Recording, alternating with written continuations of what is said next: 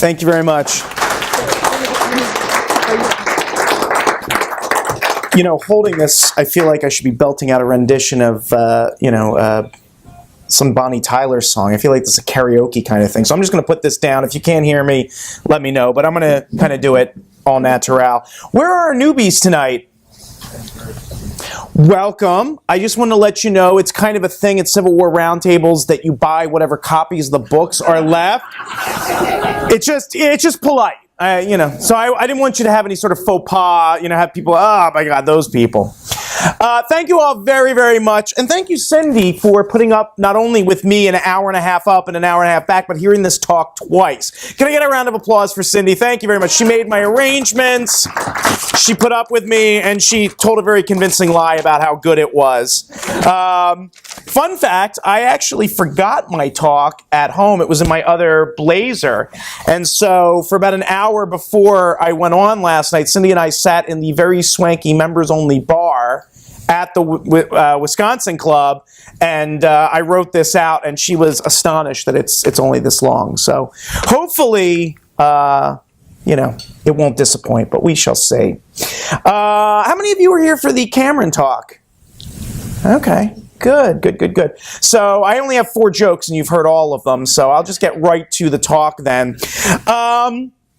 Ulysses S. Grant, shortly before leaving office, transmitted his 8th and final annual message to Congress, and it's notable because in the middle of it he said, "Mistakes have been made, as all can see, and I willingly admit." Now, that's a pretty astonishing statement on its face. Could you imagine any president in our lifetimes getting up at the State of the Union and say, "God, we really screwed things up"? The building could be going up in flames, and they would say something like, "Well, the temperature's been a little hot, but I'm convinced we'll have a cold spell soon." And I think that, this really sets the tone. Grant sort of apologizes for these mistakes. He leaves office under a cloud of scandal, despite his popularity. And then he goes on eventually to write, the standard memoirs, the standard by which presidential memoirs are judged. And ironically enough, he doesn't mention the presidency. The personal memoirs of Ulysses S. Grant ends in 1865, as if the man did not live for another 20 years. 8 of them as President of the United States, 2 traveling across Europe, meeting heads of state. It's almost like, nothing important happened after 1865. And historians, I think, regrettably, have sort of taken that as a jumping off point. For those of you that have read Ulysses S. Grant bios, and there are some fantastic bios. Chernow just put one out. Ron White's is pretty good. They all fall into the same problem. They will devote hundreds of pages to the war and then comparatively little to the presidency. They'll say something along the lines of, yeah, this guy was president too, and it didn't go well. Moving on. And so as a result, when I went to write the Cameron book, for those of you that have read it, and I'm sure that's all of you, it's on your nightstands. You've read it several times. You know that Cameron returned to the Senate in 1867 and was there for a decade and overlapped the entirety of Grant's presidency and played a really key role in Grant's foreign policy because Cameron was chairman of the Senate Committee on Foreign Relations, then as now the most prestigious of the Senate committees. And so when I was writing that book, I really wanted a quick and dirty history of Grant's presidency so that I could sort of, put Cameron's actions in context. And there was nothing. You have, as I said, these biographies, but they don't really treat the presidency very thoroughly or very deeply, and it's sort of an afterthought. And so, of course, my wife again made the mistake of, responding to my complaints about this by saying, "You should write that book."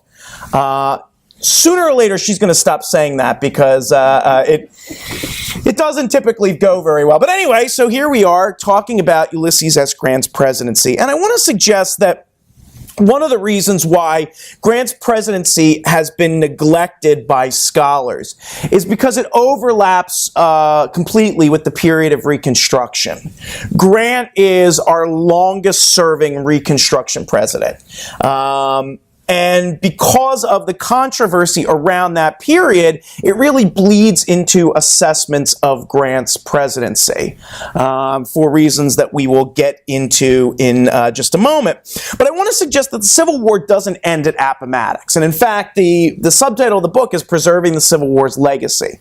Just because the fighting stops doesn't mean that we've answered all the political, social, economic, and cultural questions raised by the war. If we accept Clausewitz's dictum that war is the continuation of politics by other means, we really have to see Reconstruction as the continuation of the war by other means. Because while the war does answer the question of are we going to be a free or a slave society, it doesn't deal with the implications of what that means. The South is the wealthiest portion of the country going into the war. Secession immediately makes that wealth evaporate. Because freeing the slaves makes that wealth evaporate. Because almost all of the South's wealth is either in slaves or in land. And you need the slaves to work the land. And so the South, at the end of the war, is one of the poorest regions of the country. A fact that remains to this day. You can look at any measures, per capita income, life expectancy, education, health, and the South typically ranks at the bottom when compared to other regions. So the war is a really profound turning point, and it raises all of these questions. Yes, we're not going to do slavery anymore, but does that mean that blacks are going to be equal with whites? Are they going to have the same political rights? Are they going to be accepted as social equals? What is the South going to look like? Reconstruction doesn't just imply bringing the South back into the Union as states. It implies a thoroughgoing economic, political, and social transformation of the South. And on what terms are we going to bring the Southern states back into the Union? Is it simply a matter of letting them come back in as they were in the antebellum period, minus slavery? Or does it imply that there need to be more thoroughgoing changes? And so all of these issues are raised by the war. And in fact, these are very contentious issues. Lincoln and Congress did not see eye to eye. And increasingly, as it became clear that the North was going to win the war in 1864 and 1865, we begin to see some friction between Lincoln and Congress over the answers to these questions. Now, Lincoln didn't have a fully fleshed out Reconstruction program, which allowed Johnson to sort of run wild, and he did, following Lincoln's assassination. And, you know, this moment where Johnson takes over is really kind of crucial for two reasons. The first is the Republican Party undergoes an identity crisis at the end of the war. The Republicans had been formed in the early 1850s among a disparate group of former Democrats, former Whigs, former Know-Nothings, all of whom were held together by antipathy towards slavery. But on a spectrum, you had more conservatives who were saying, well, you know, Congress can't really do anything about slavery where it exists, and you have the radicals demanding the abolition of slavery yesterday.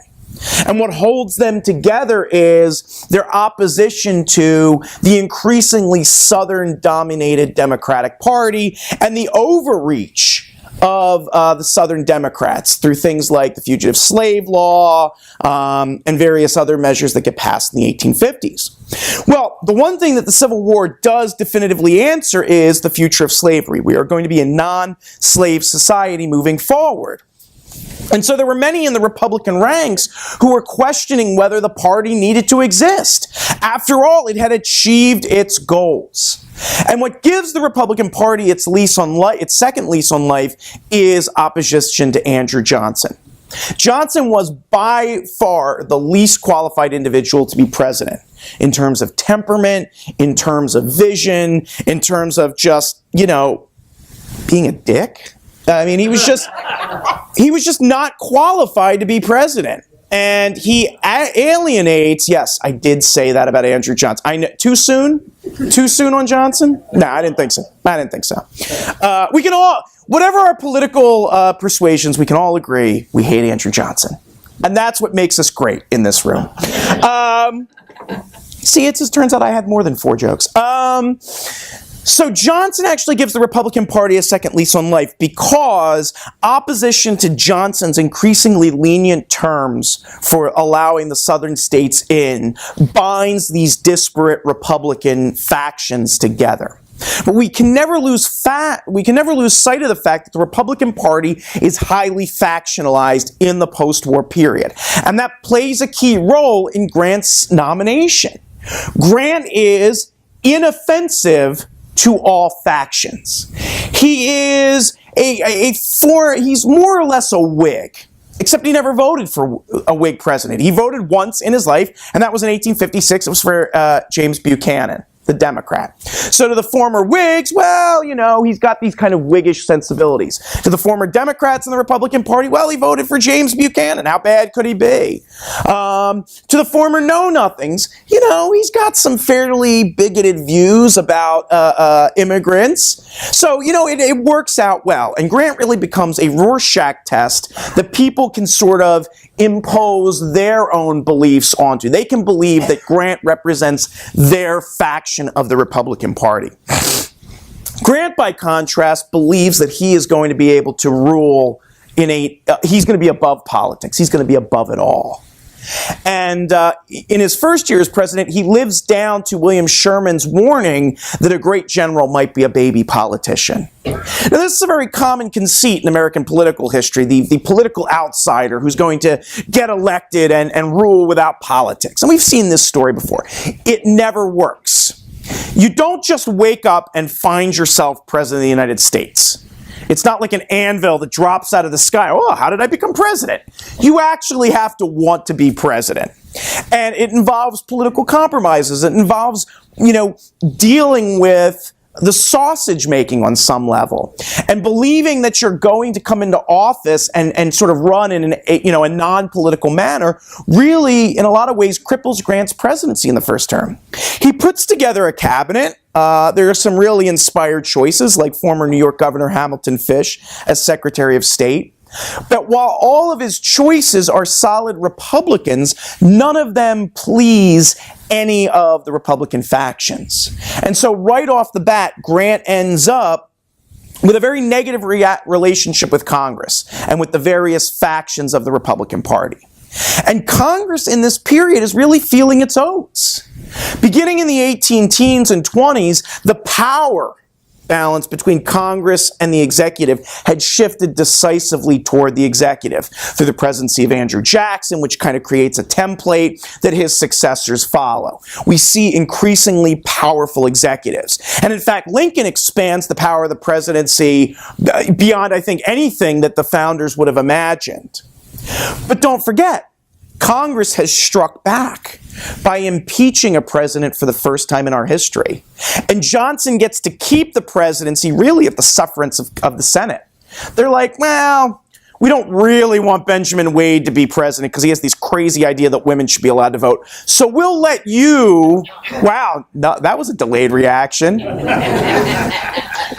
So we'll let you stay in office, but basically all you're going to get to do is live in the White House, and we're going to kind of run things from here on out. I mean, it's a really massive assertion of congressional power. And there's this moment in American history when the balance between the executive and the legislative could actually tip in favor of the legislative branch. And so there are many in Congress who are saying, that's the way this should be. We should be the more powerful, the more equal branch of the three. And so Grant comes into office with this delusion that he's going to be the non-political president at a moment when Congress is particularly powerful. And it's no surprise that in Grant's first year as president, his only significant achievement is defeating the gold ring conspiracy. And it's through a raw exercise of executive power. It has nothing to do with Congress. And so basically, let me give you the thumbnail sketch of that. We have two speculators in New York, Jay Gould and James Fisk.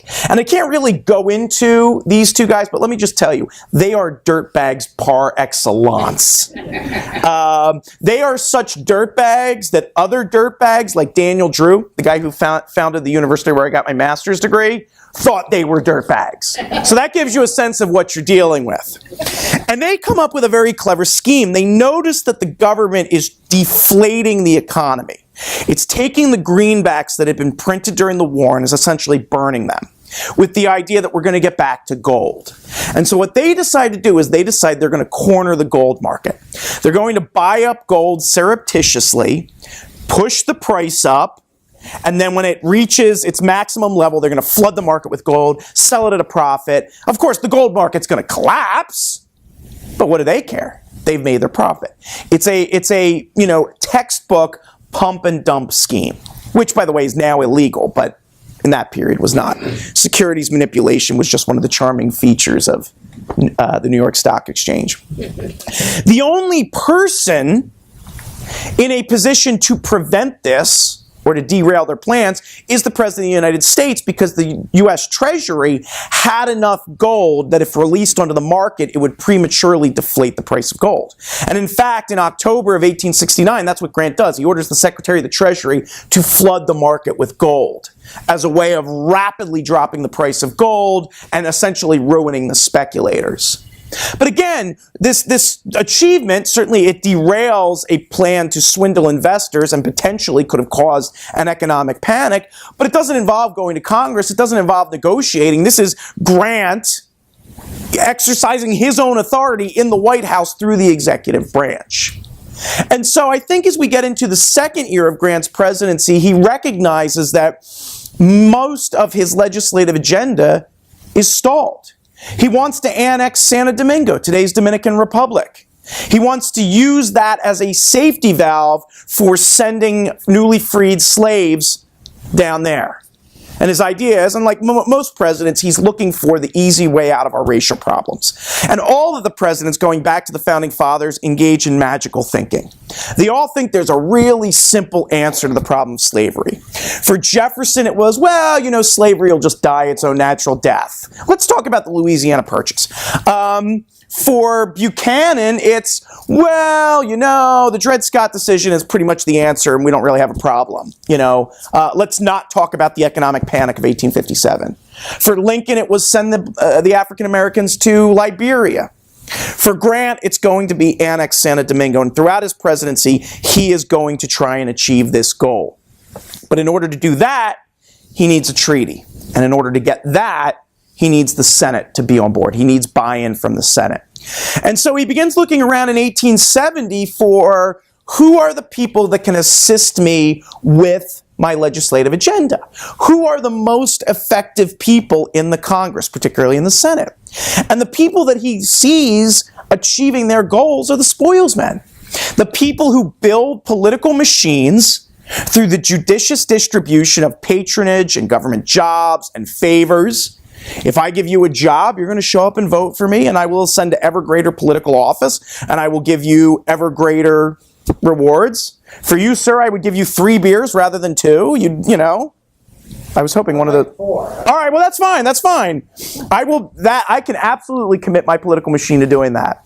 And so he allies with Roscoe Conkling in New York. And God, there was a guy in Pennsylvania who was the most sophisticated machine builder, and his name escapes me. Who was the guy that built the political machine in Pennsylvania that lasted until the New Deal? Simon, God, someone should write a book about him. He is the most talented political machine builder of his lifetime. Yeah. And in fact, Grant actually goes fishing with Simon Cameron and discovers, hey, he's not that bad a guy. I can work with him. And in fact, Grant spends a lot of time in Pennsylvania as a result of his relationship with Simon Cameron. Now, of course, this alienates other factions of the Republican Party. Most notably, the faction headed by Charles Sumner. Now, you all know about Charles Sumner, right? He's a living legend. Literally bled on the floor of the Senate in the cause of abolition. He is, as close to a secular saint as you can possibly imagine, other than, of course, Abraham Lincoln. He's also a dick. he's not easy to get along with. And in fact, there are two great stories about Grant and Sumner becomes the primary antagonist of Grant during his first term. The first goes like this. Grant, who was incredibly even-tempered, was walking around Washington with one of his acquaintances one evening in the 1870s. And they walked by Sumner's house. And Grant raised his fist and shook it at Sumner's house and said, "No man has abused me more than that man in there." Now, given the fact of what this man had suffered during the war, that's an incredible statement. The other thing about Sumner is someone came, I believe it was Carl Schurz, who had his own problems with Grant, came to Grant and, was talking about something that Sumner did and made some comment about Sumner in the Bible. And Grant said, "Yeah, I know, the guy thinks he wrote it." It gives you a sense of Sumner's gravitas and pomposity and ego, all of which rubbed Grant the wrong way and made it absolutely certain that Grant was not going to give Sumner the one thing that Sumner desperately wanted, which was the position of Secretary of State. And of all the Republicans then in Congress, Sumner had the greatest claim to the Secretary of State. He had been chairman of the Senate Committee on Foreign Relations. He was, what we would think of as a policy wonk on foreign policy. He was eminently qualified for the position. Hamilton Fish, who, served incredibly well, had no real foreign policy experience. And Grant had chosen him for a variety of reasons, and it was actually an inspired choice. But of course, this just antagonizes Sumner. And Sumner decides to have his revenge by frustrating Grant's attempt to annex Santo Domingo. And it was one of the great unrealized goals of the Grant administration. Now, that being said, there are some really tangible successes during the first term. For instance, the Grant administration negotiates the Treaty of Washington in 1871. Though little known now, the Treaty of Washington was incredibly important in its day. It decisively addressed all of the outstanding issues between the United States and Great Britain left over from the war. The Brits had built a number of ships that they had sold to the Confederacy that had in turn created a great deal of damage of both civilian and military assets during the war, and there had been calls to go to war against Great Britain to recoup those losses and really just, to get revenge. The Treaty of Washington settles those claims and created a system of international arbitration that allowed for the peaceful resolution of these issues. And in addition, it actually gradually lowered the temperature on U.S.-British relations. I mean, the Americans had never gotten over, the Brits had never gotten over the American Revolution. And the Americans had never gotten over the War of 1812. But if you want to understand how our special relationship, where, Churchill can spend the night in in FDR's White House, and, FDR could actually see him naked. He walked in on him. Yeah. He wheeled into him, which is a whole other story. God, I should really write my next book about naked presidents and their guests. But anyway, if you want to understand the basis of that relationship, it starts with the Treaty of Washington in 1871. It lays the groundwork for improved relations and creates, an international tribunal system that begins to lay the groundwork for peaceful resolutions of international events. The Grant administration creates the Department of Justice as a mechanism for ensuring the rights of African Americans. Undoubtedly, Grant's signature achievement is the destruction, the complete, unquestionable crushing of the Ku Klux Klan. I mean, the Grant administration is at its finest hour when it mobilizes federal resources to crush the Ku Klux Klan. I mean, just destroys it. So there are several important achievements of the Grant presidency that we, in the first term. And cruising into 1872, Grant had, a mixed record. He hadn't gotten Santo Domingo. He had yet to, achieve some of his other goals, but he had improved U.S. relations with Native Americans. He had improved U.S.-British relations. He was working hard to burn greenbacks and return us to the gold standard. Not a good idea, but it was something that he wanted to do. He had, in short, a solid record to run on. And in fact, the Democrats don't even nominate someone in 1872. They're in such disarray that they can't shoot straight.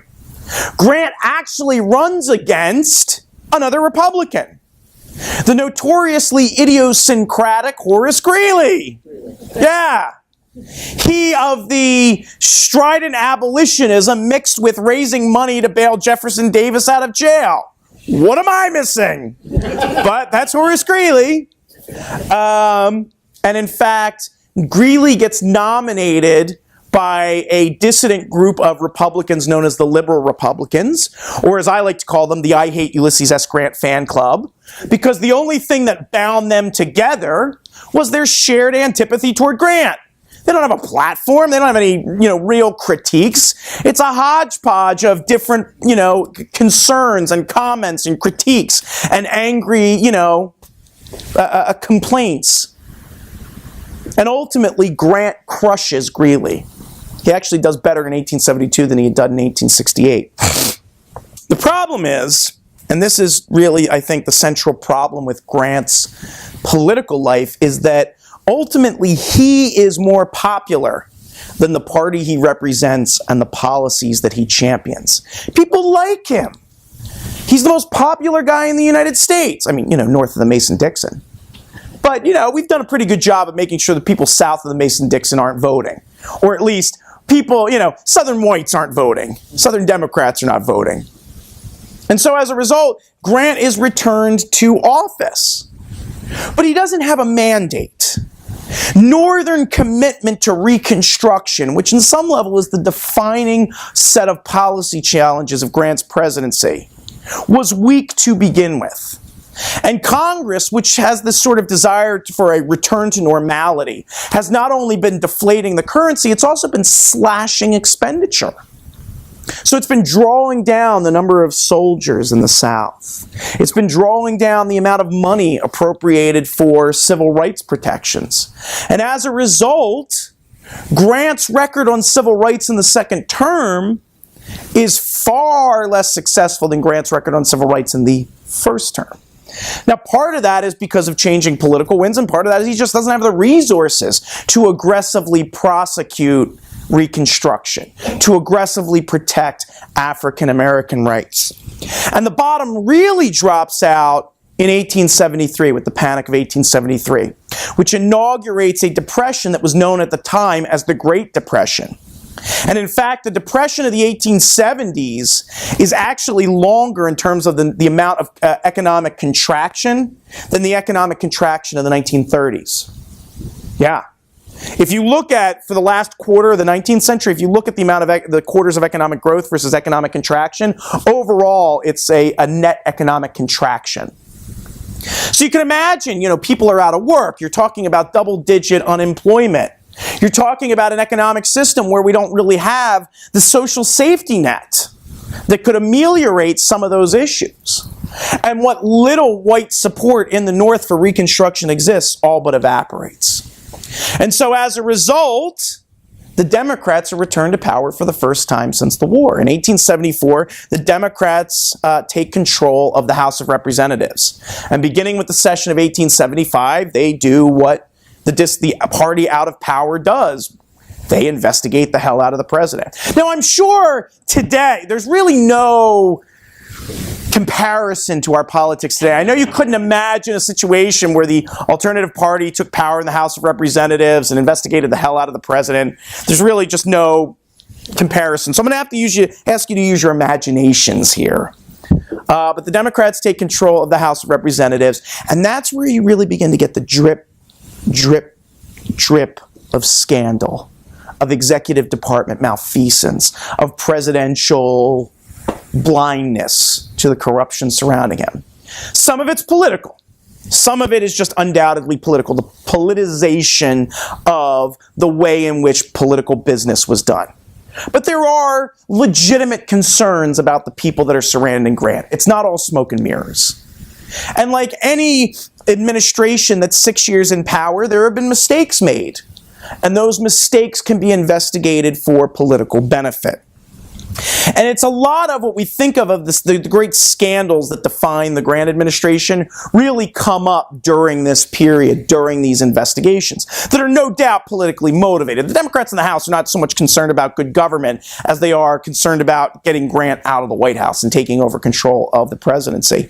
And they do a remarkable job. In 1876, there's every reason to believe that Tilden, the Democrat, won the popular vote and likely won the electoral vote. And it's only through very ham-handed techniques that the Republicans are able to lay claim for the Electoral College victory. And in fact, it's a commission of 8 Republicans and 7 Democrats made up of congresspeople and Supreme Court justices that decide to give the disputed electoral votes to Rutherford B. Hayes. And the concession they extract, or that we assume they extract, is Hayes promises to end Reconstruction. And within a few months of taking office, that's what he does. He sends the few remaining soldiers in the South back to their barracks, and he basically turns the South over to the white supremacists, who almost immediately begin instituting de facto and de jure segregation, and leading to 100 years of slippery slope away from a moment where we really could have had true social, political, economic equality. It's really one of the great tragedies of Grant's presidency and the period afterward. All right, so what I've sketched for you is a presidency that has some highs and has some lows, clearly placing it in the middle rank of American presidencies. Why do we remember Grant's presidency the way that we do, as this unadulterated, catastrophe? Well, part of it has to do with the way that we remember the war. As we begin moving out decades from the end of the war, there is this effort to put the war behind us. And in fact, you've all seen that footage of the 50th anniversary of Gettysburg, where the gray coats and the blue coats come running at each other, and when they meet, they just give each other big hugs. It's like a big old family reunion, right? And the war gets reduced to this struggle there's valor on both sides, and there's bravery on both sides, and everybody's awesome. And what was the war even about? God, does anyone even know what the war was about? I don't know. It was really just a big, it was just boys being boys. It was like a big camp out. And this becomes how we remember the war. And in that retelling of the war, Reconstruction becomes incredibly problematic because, of course, Reconstruction places the cause of the war, namely slavery, front and center. It's an attempt to answer the questions raised by the war, and so it just becomes easier to ignore those questions. And Reconstruction becomes this failed experiment. Well, we tried to give blacks the vote, but it just didn't work out. But anyway, we can all go to Gettysburg and hug each other, and it's great, right?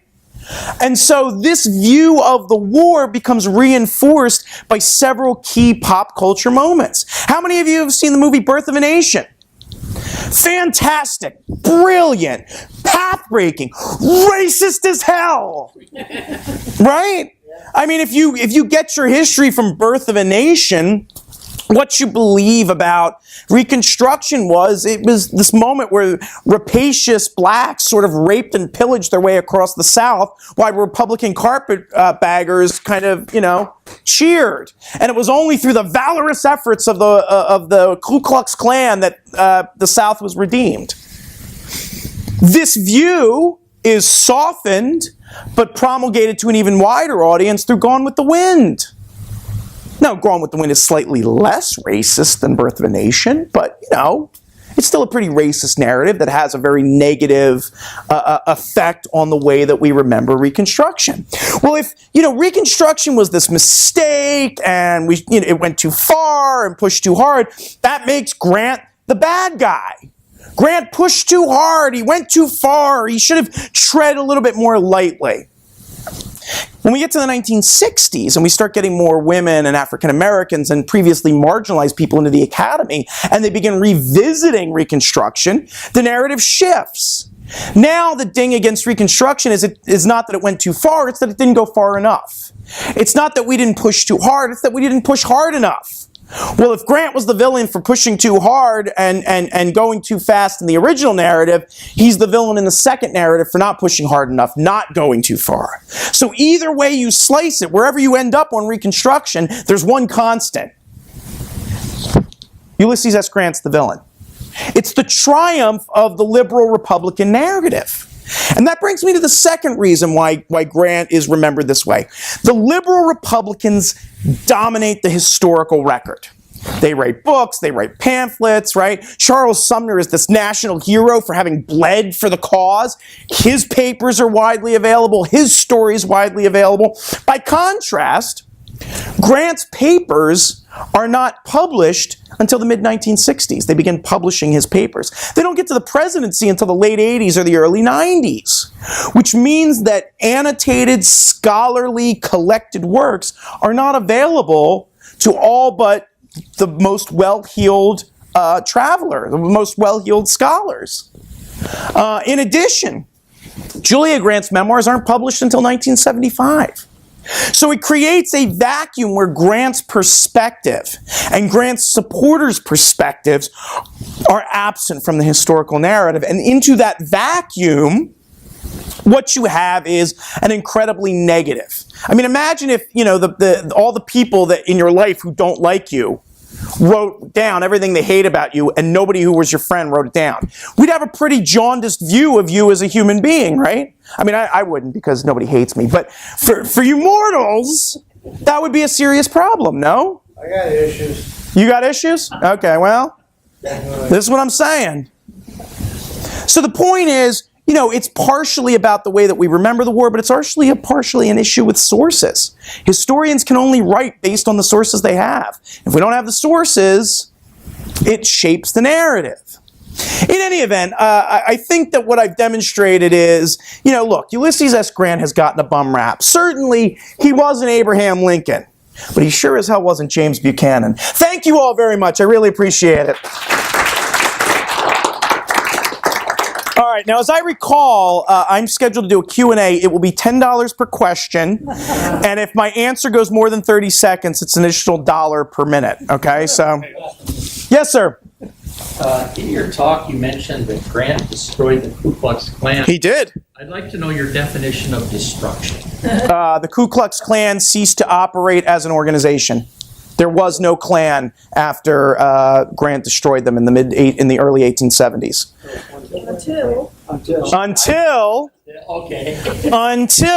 the Klan is resuscitated. Klan 2.0 rises up in the 1920s, and it does so in response to several factors. The first is massive African American emigration from the South to the North to fill factory jobs while whites were fighting World War I. And massive, not massive, but increased immigration to the United States by people who were displaced by the war.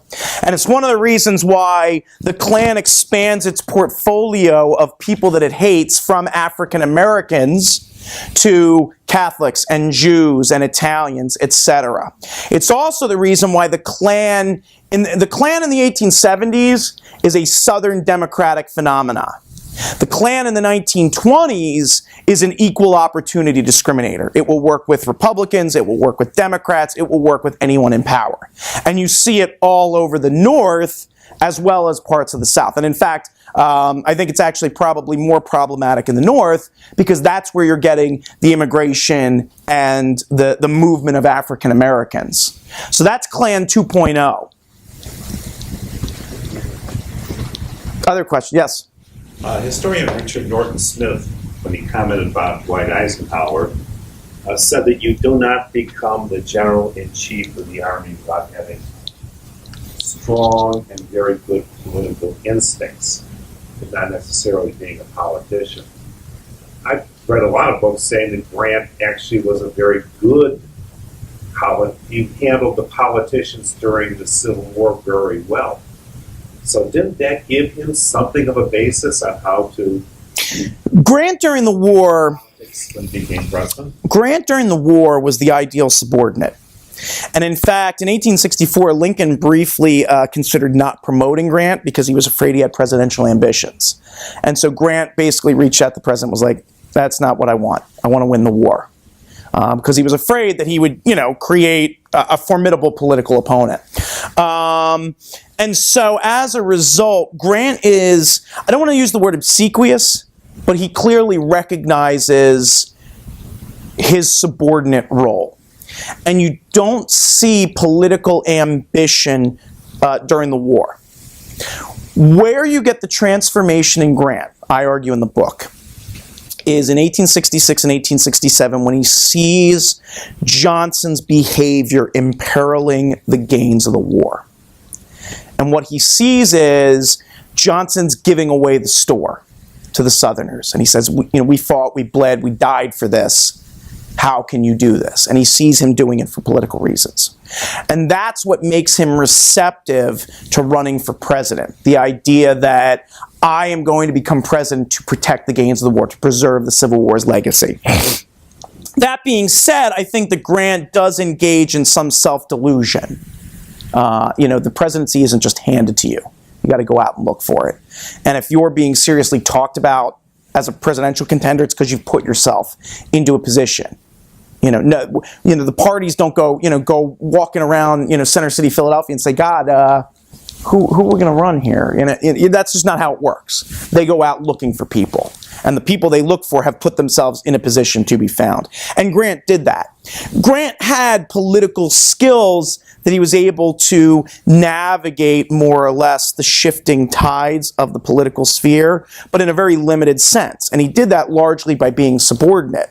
His transition to the presidency required a different set of political skills that I would argue early on he didn't have because of some level of self-delusion. Does that make sense? It makes sense. Okay. I won't ask you to expand on that. Yes, sir. Who would vote against Grant? Who would vote against Grant? When are we talking about? Are we talking 1868?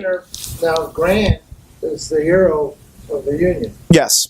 Okay, he saved the Union. Yes. Now, you're Johnson, right?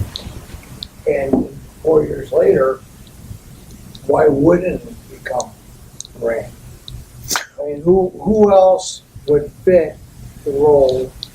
Well, there were several people who thought they fit the role. What I'm saying, we have an entire, Union Republic of the Union armies. Everybody had fought for Grant, and he was, the head Right. of the Union Army. And why would not he be the logical? He's the logical choice because of a very specific moment and a very specific political context, which is the factionalization of the Republican Party. But there was opposition to Grant. I mean, he didn't get every single vote that was cast in the North. Samuel Tilden, who was the Democratic nominee, was the governor of New York. There was a substantial portion of the population in the North that was opposed to the war. And there was a substantial portion of Unionists who were Democrats, who, all things being equal, would vote for Democrats. And so, yeah, they may have supported the prosecution of the war, but they would have preferred that the war be prosecuted by a Democratic administration. And so at the end of the war, they kind of go back to their corner and say, okay, we're going to return to politics as normal. We're going to vote for Democrats. Well, why didn't they go for McClellan?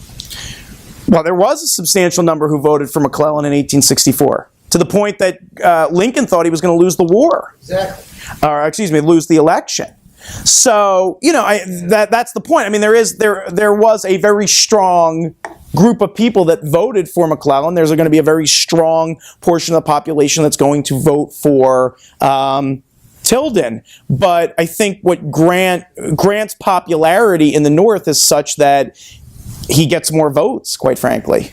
And he runs on the platform of "Let us have peace," which is the most ambiguous platform imaginable, because you can look at that and see so many different things. Yes, sir. Almost 50 years ago, I read a book called "They Also Ran," which is about failed presidential candidates. Okay. And the chapter about Horatio Seymour was in 1868 candidate. The author, I.F. Stone, contended that Seymour got more white votes than Grant. Yes. Granted that 99 or 100% of all the blacks who at that time could vote went to Grant, and there were a lot of disenfranchised Southerners. Is that an accepted, do historians accept that Yes. contention? Yes. I mean, it's the general outlines of that story are true. That Grant derived a lot of his political support from newly enfranchised African Americans. And in fact, Republicans went out of their way, as I mentioned in the book, to ensure that African Americans voted. Not just because it was the right thing to do, but because, these are people that are going to vote for you. It's a moment where there was a symmetry, as I say in the book, there was a symmetry of the right thing to do and the politically expedient thing to do. And there are places in the book where I argue those two things diverge. And as a result, that's where, those tough choices have to be made. So for instance, one of the things I talk about in the book, I don't really discuss in my talk, is Grant wanted to totally change the U.S. relationship with Native Americans. He wanted to improve it. He wanted to fold relations with the Native Americans into the War Department with the idea that if the Army was responsible for fighting, the Army that was responsible for fighting Native Americans was also involved in dealing with them, they would deal with them better to avoid fighting them. Obviously, he had forgotten that Sheridan had said the only good Indian is a dead Indian. But this was his plan. And he also wanted to fire all or most of the existing Indian agents, the people who sort of acted as a liaison between the federal government and the Native Americans, because he thought they were all corrupt. And he wanted to replace them with Quakers and evangelical Christians who he thought would deal with the Native Americans in a much more fair, much more just sort of way. So that's all well and good. And in fact, actually, Grant's Indian policy, as it's called, actually has some signal successes early in the administration. The problem is hard choices need to be made. And after the economy collapses in 1873, Grant's faced with a conundrum. Do we continue our policy of deflating the currency, burning greenbacks, essentially shrinking the money supply, which is incredibly unpopular, or do we reinflate the currency? Do we pump money back into the economy, which is the accepted thing you do? When the economy slows down, you pump liquidity into it. He says, no, we're going to keep burning greenbacks. But what happens is they discover gold in South Dakota, in the Black Hills. The Black Hills had been given to the Sioux in perpetuity. They had been promised they would have the Black Hills for the rest of their lives, or for the rest of forever. And so Grant's faced with a choice. Do I change my economic policy, or do I screw the Native Americans? And you can guess how this goes. The U.S. gets the gold, the Indians get the shaft. And we're still litigating that. In 1980, the Supreme Court ruled that the federal government illegally took the land and offered the Sioux Nation $100 million. And the Sioux said, nope, land wasn't for sale. That money is now over $1 billion. And they're still legislating it. The Sioux contention is the land was never for sale. Give it back. And the federal government contention is, but there's gold in them there hills. And so, when you're president, you're faced with these choices. Grant wanted to do the right thing, but only insofar as circumstances were going to let him. And he made that choice, and he has to take responsibility for it. Yes? Deflation, or what can you tell us about the cause of the economic collapse and the long-standing depression? Oh, I love economic questions. Yeah. So I just signed a contract to do a history of money up until the creation of the Fed. So basically from settlement until the creation of the Fed. So I love monetary policy. I wrote a book about Andrew Jackson and the bank war. You should all read it. It's amazing. It's huge. It's bigly important. Bigly important. The ratings were amazing. Anyway, monetary policy. So let me give you sort of the long, nerdy answer. The United States is unique among industrial countries in the 19th century in that it really is has an antipathy towards central banking. The Brits actually start a central bank at the latter part of the 17th century. And it's one of the reasons why the English crown is so stable, and Great Britain actually rules the world in the 18th century, because it has a ready-made avenue of cheap credit and a stable economic system. The United States, by contrast, has Andrew Jackson, who has a temper tantrum and decides to destroy the Bank of the United States. And in so doing, sets up these boom and bust cycles in American history. So you'll have this wildly overheating economy and then a crash. And you have one in 1837, you have one in 1857, you have one in 1877, and as the economy industrializes, they become even more frequent. So you have several in the 1880s, you have several in the you have at least one in the 1890s, and then you actually have the country collapsing in 1907, and the only thing that saves it is J.P. Morgan getting a bunch of his dirtbag cronies together and saying, all right, boys, pass a hat around, we're going to all toss money in and give it to the federal government. They inject liquidity from their own pockets. And so as a result, the Fed comes along, and one of its mandates is to create a stable currency system that can quickly inject liquidity into the system when there's a collapse. But because no such system exists in the 19th century, you have this wild fluctuation, these booms and busts. You also have this primitive understanding of what money is.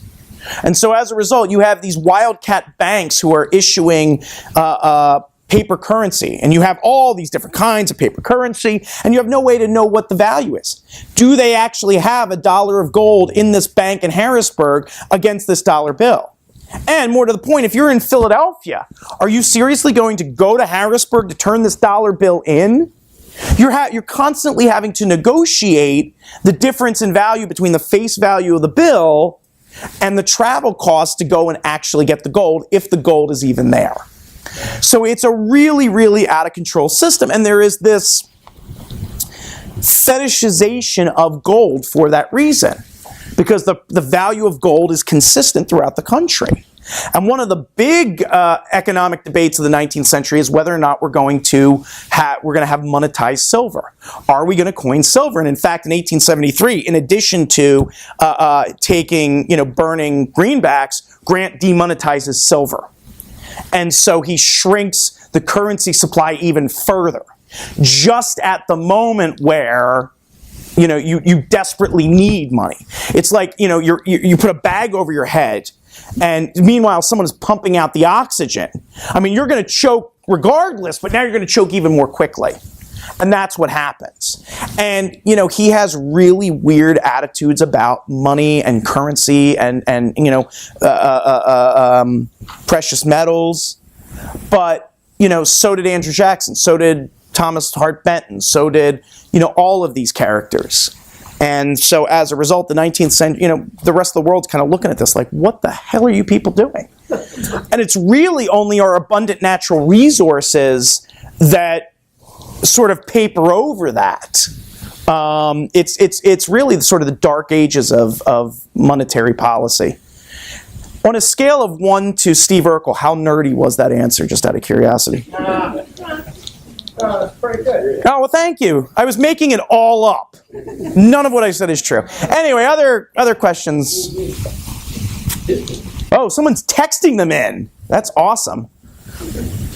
Is that it? Yes, sir. I wonder if you could comment on the shift of power in the House from north to south as a result of the end of the Three-Fifths Clause, and how much that affected either Reconstruction or post-Reconstruction. Yeah, that's a really interesting question and a really technical one. So, of course, you all know that when the Constitution is ratified, one of the things that happens is you get the ratification of the Three-Fifths Compromise, which allows the South to count, for the purposes of representation, 3 of every 5 slaves, and most of the blacks in the South were slaves, for their population. Now, interestingly enough, with the end of the war and the abolition of the Three-Fifths Compromise, you suddenly have the growth, the expansion of the South's population by 2/5. On the other, so you would think it would really increase it does increase their representation. It's one of the reasons why the Voting Rights Acts specifically say, if you don't enfranchise blacks, we will reduce your representation in the House. So the Republicans were very conscious of this. They knew this. And it's one of the reasons why they were so aggressive in protecting the rights of African Americans, because there is much more representation, but blacks are a sizable voting bloc. And if you can get them to vote, not so much on the local level, but on the statewide level, you can actually see you'll win elections. And in fact, we have 2 black senators who were elected during this period. There's at least 1 or 2 governors, lieutenant governors, lots of local officials, a couple of guys in the House. I mean, it's really quite astonishing. And we don't see another black senator until 1960-something. 66. So the first 2 black senators are elected in the 1870s. The third is elected in the 1960s. And it gives you a sense of why Southerners are so aggressive in disenfranchising blacks and creating obstacles to vote. Because they like the increased representation, they just don't love the blacks voting. Any other questions, concerns, comments? I see Cindy standing over there with the shepherd's crook. She's going to yank me off stage. No, you're doing fine. Okay. I mean, look, I'm here till midnight. You guys paid for my time, so I have nowhere to be in all day to get there. Yes? What were the newspapers in the during the Grant administration saying about the administration? Depends on... And subsequent to that, I mean, you're talking about 1915, where Grant gets solidified, going too far, Reconstruction. But before, in that 50-year period before that, what was... So, a couple of things. It varies widely. As I argue in the Cameron book, Cameron's formative political years, the 1820s, the 1830s, the 1840s, are actually very similar to our era, in that the cost of transmitting information drops considerably. For our era, it's the internet, which has revolutionized that. For that era, it was trains, and it was cheap steam-powered printing, and cheap paper, and newspapers.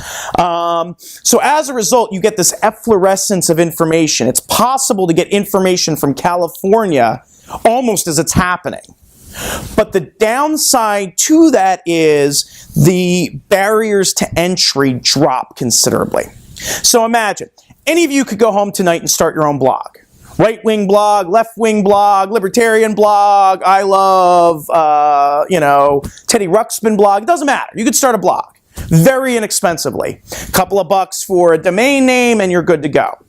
In the 19th century, it was sort of the same thing. The barriers to entry to the newspaper business were vastly lower. They were not inconsiderable, but they were vastly lower. And politicians recognized the value of having friendly newspapers, and so they would subsidize them. There are plenty of letters in Cameron's papers, people writing him like, oh, I'll start a newspaper and I'll be your friend. One of the first things James K. Polk does when he becomes president is secure the allegiance of the former Jackson paper in Washington, etc. As a result, you have tons and tons and tons and tons of newspapers, but they're pitching to an incredibly narrow segment of the audience. Douglas Democrats. And in fact, I was in Douglas's papers today, and he was pimping the Chicago Tribune, which was the only reliable Democratic newspaper. If only he could see it 150 years later. The only reliable Democratic newspaper. The Union, or what was known as the Globe before Polk's people took it over, was a very solid Jacksonian Democratic newspaper. So what are the newspapers saying? Well, it depends on the newspaper.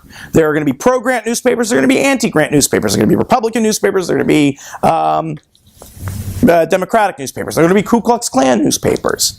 What begins happening in the decades after the war is kind of interesting. You begin getting the publication of memoirs about the war. They begin appearing in the 1870s. They really pick up steam in the 1880s and 1890s. And there is just a flood of stuff I saw during the war. And, for most of you that have done research on your own favorite units or regiments or whatever, you make use of these, right? I mean, you go to the library, there they are, nice printed, bound, marble paper, etc.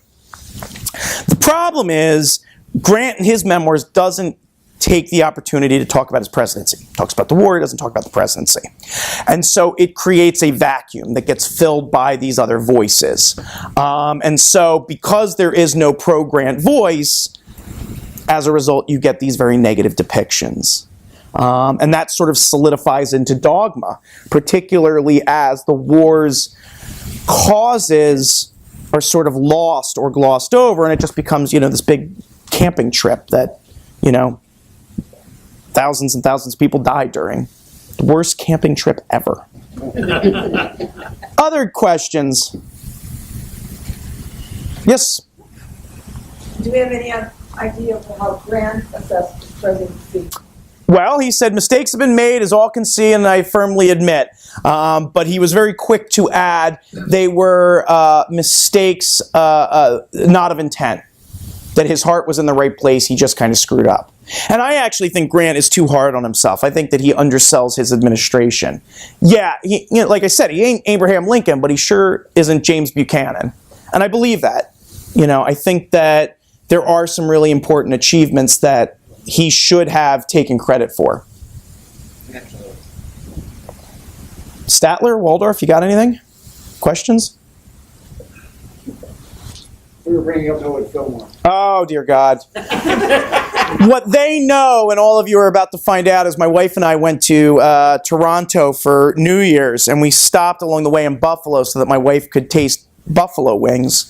We went on, I kid you not, we went on a buffalo wing tasting tour. But I was like, I don't really care about buffalo wings. Let's stop at the Millard Fillmore House, which is outside of Buffalo. So we stopped at the Millard Fillmore House, and we got this woman who runs it, kind of as like her part-time volunteer type thing, to open it up specially for us. And she was like, oh, and here's Millard Fillmore's wife's or daughter's harpsichord. Would you like to play it? My wife was like, tickle Millard Fillmore's ivories? Yes, I would. And so she sits down, and I have a video on Facebook of her playing Millard Fillmore's daughter's harpsichord. And there's me just about having a stroke with someone that my wife is playing this, 150-year-old harpsichord. But, whatever. She loved it. Hashtag follow me on Facebook. Other questions, comments, concerns?